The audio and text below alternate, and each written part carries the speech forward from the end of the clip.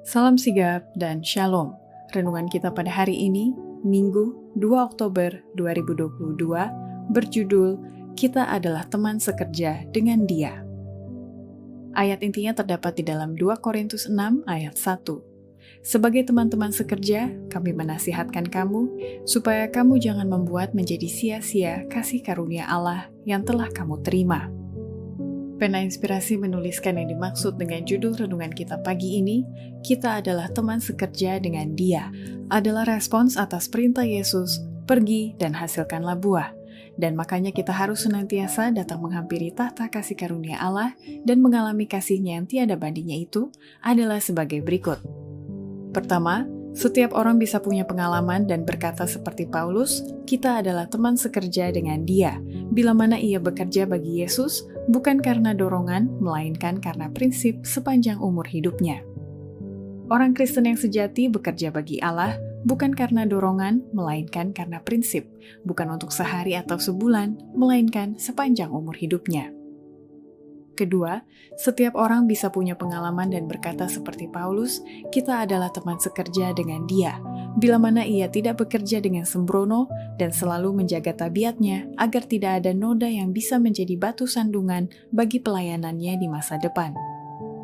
Dia yang dengan satu tindakan sembrono menyebabkan pekerjaan Allah tercela atau melemahkan tangan rekan sekerja, menempatkan pada tabiatnya sendiri satu noda yang tidak mudah dihapus, dan menempatkan satu batu sandungan atau penghalang di jalan masa depan.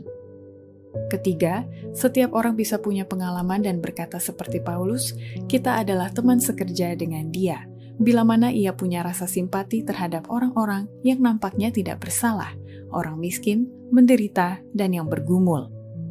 Kita memerlukan rasa simpati Kristus, bukan hanya rasa simpati terhadap orang-orang yang nampaknya tidak bersalah, tetapi rasa simpati terhadap orang miskin, yang menderita, yang bergumul, yang sering dipersalahkan, berdosa, dan menyesal, tergoda, dan kecewa.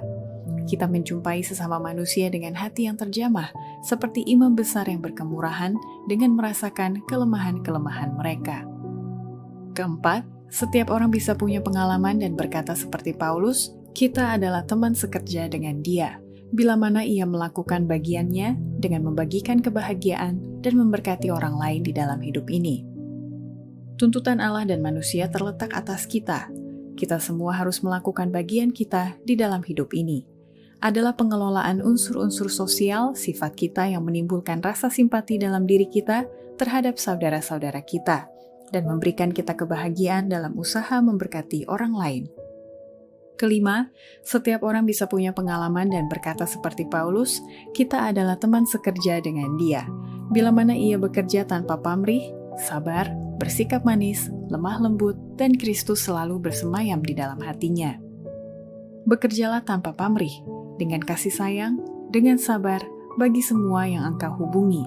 Janganlah tunjukkan ketidaksabaran. Janganlah ucapkan sepatah pun kata yang tidak manis.